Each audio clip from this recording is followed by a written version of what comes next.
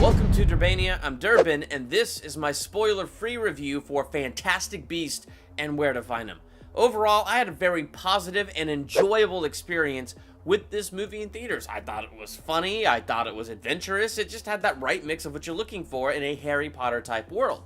So, as we dive into this review, let's dive into those positives first. One of my overwhelmingly favorite things that I really enjoyed about this movie is it wasn't just the wizarding world in Hogwarts in secret somewhere in England. They totally changed the setting on us. Not only are we not in Hogwarts in England, we are in the middle of New York City in 1929. So I thought it was an awesome way that they just expanded the wizarding world. Like, we actually got to see the bigness of this world, the richness of this world, and I thought that was really cool to watch it build and expand, to see basically what it's like for adults to be living in this world. I mean, on Hogwarts, we're watching them grow into adulthood, we get previews of, you know, adults working in the magical world and what it's like for them, but in this movie, like, they're done with school, and all the stuff we learned about their magic and spells and potions and all that stuff for 8 movies in Harry Potter, we now get the payoff. Even though this takes place in 1929, we still get the payoff now of a bunch of adults living in a city, muggles and magic people alike, and using their magic, how they use their magic, how they live their lives, and things like that. So I thought that was something really cool to see. It was just really cool to see that world expand. Another overwhelming positive I had with this movie was the actual beast.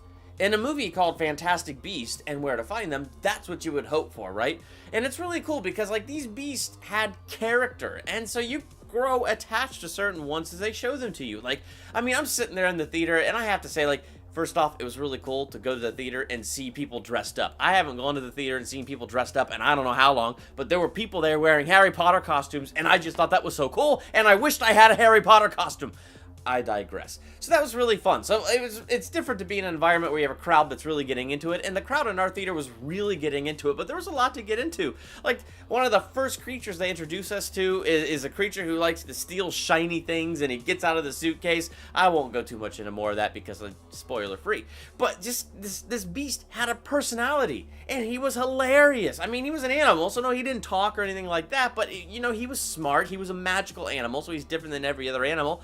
But he was just this, like, cute little creature, and he had this, you know, awesome little personality, and it had me laughing. And it was just really cool the way they introduced us to the different beasts in this world. Like, you got to see who they are, you got to see what kinds of animals they are, and you got to see Newt, our lead character, have a real connection with these beasts. And I really felt like you understood where he was coming from and the way that he connected with these animals, because really what it's about is, like, a lot of even wizards don't understand these animals, so they put them down, and he's all about saving them. He's all about trying to learn what they are and how they operate and how important they are to the world and things like that. So as you're getting to know these beast personalities, it's a thing that kind of binds you to the character of Newt and makes you like him more, because you see that he understands these creatures, even the ones that are ugly, even the ones that are semi-dangerous. That was something that was really positive and I really enjoyed. Another thing that was overwhelmingly positive, Jacob. He's the Nomad, which is the American name for Muggle.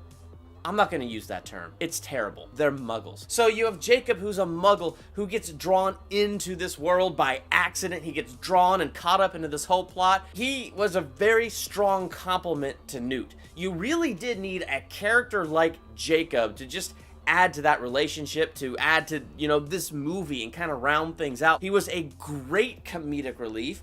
And I don't know, I just really enjoyed his character. We kind of he gets thrown into this world, and I feel like he accepts things really fast. Whereas I feel like, you know, somebody who's never seen magic and then sees magic would probably have a harder time accepting it, but I don't care. We needed him to accept it fast because we just needed him to be Newt's partner really fast, and we needed the comedic relief that he brings, and this character did a great job bringing it in this movie. Colin Farrell did a really good job in this movie, and it was interesting. I just kept going back and forth on him. He's a bad guy. He's a good guy. No, he's definitely a bad guy, and I don't like him. But I like not liking him. I don't know. I thought Colin Farrell did a really good job. He brought a lot to his character. He brought the tension to the role that was needed to be brought there. Ezra Miller played this really creepy kid named Credence, but he was this really shy, broken, creepy kid because he lives in this house with this lady that's part of Second Salem or something like that. Like, they want to bring another Salem witch trials to the world and burn witches and things like that. So that was kind of an interesting bit of tension that they brought in.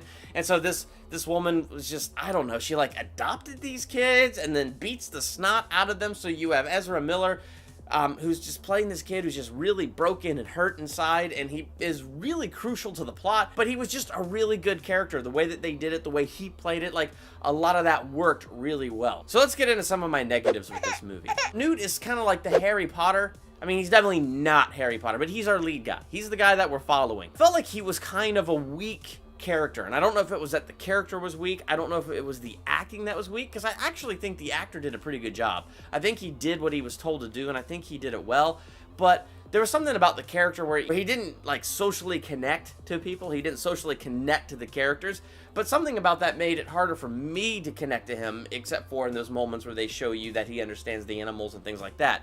But I don't know, he was kind of an awkward character. They make a joke about it in the movie, which, you know, helps me accept it a little bit more, but overall, I don't know. He just was kind of an awkward character. And you see the lady whose name I can't remember, and then I looked it up on IMDb, and I can't even pronounce her name. And I didn't feel like she was that strong. Again, it's weird because I don't think the acting was bad. Like, I don't think her acting was weak, and that's why her character was weak. There was just something about the character that I wasn't really connected to. There wasn't something about her character that drew me in. So there were moments like that where it was difficult, but I don't know. I mean, those are a lot of my negatives. Oh, and another negative is I feel like this movie threw a lot of plot lines right at you from the beginning. I mean, you got this bad guy Griswold? No. You have Grindelwald, and so the movie opens with all these newspaper articles about Grindelwald, but it flashes from one article to the next, to the next, to the next.